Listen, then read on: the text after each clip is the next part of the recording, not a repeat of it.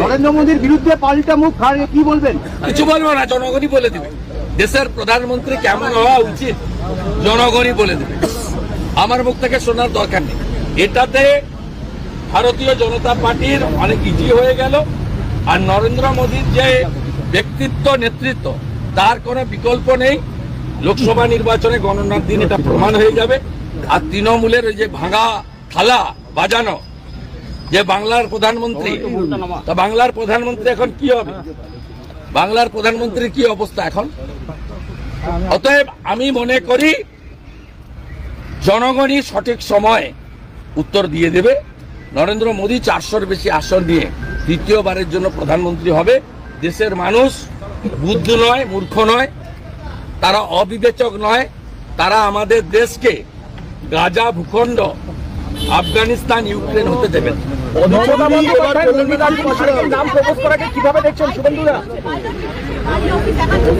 হবে বহু 2 নম্বরই আছে, 2 নম্বরই থাকলেই আইটি রেড হবে। বারাণসী থেকে প্রিয়াঙ্কা গান্ধীকে দাঁড় করানো হবে, তাকে প্রস্তাব দিয়েছে মমতা বন্দ্যোপাধ্যায়। বারাণসী থেকে প্রিয়াঙ্কা গান্ধীকে দাঁড় করাচ্ছে কংগ্রেস। জামানত জব্দ হবে, জামানত জব্দ হবে।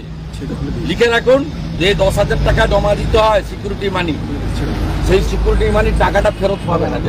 বলছি অধীর চৌধুরী ও কল্যাণ ব্যানার্জির পাশে দাঁড়াচ্ছে, কালকে দেখা গেল রাহুল গান্ধী করবে, এরা করবে। 3টে রাজ্যে হেরে যাওয়ার পরে দিশেহারা, একে অপরকে জড়িয়ে ধরে বাঁচতে চাইছে, কিন্তু জনগণ এদেরকে কোনো জায়গা দেবে না, আমি বিশ্বাস। তৃণমূল কংগ্রেস হলে আপনারা কি আশঙ্কা করছেন যে আপনাদের আসন অনেক কমবে?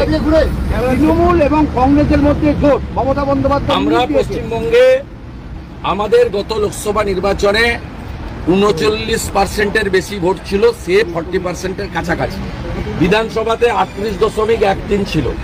বিজেপি পশ্চিমবঙ্গে এবারে 50%-র বেশি ভোট পেয়ে অধিকাংশ মানে গরিষ্ঠ সংখ্যক আসন দখল করবে।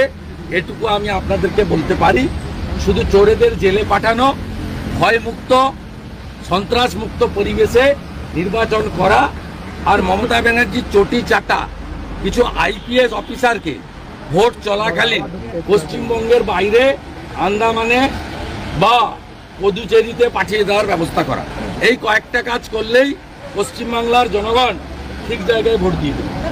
পূর্ব মেদিনীপুর কোলাঘাটে উন্নত মানের ফ্ল্যাট, বাড়ি, অফিস ও শোরুম, ডেকোরেশনের সেরা ঠিকানা ফেমাস ইন্টেরিয়র। অতি সত্বর যোগাযোগ করুন এই নম্বরে 8327862762।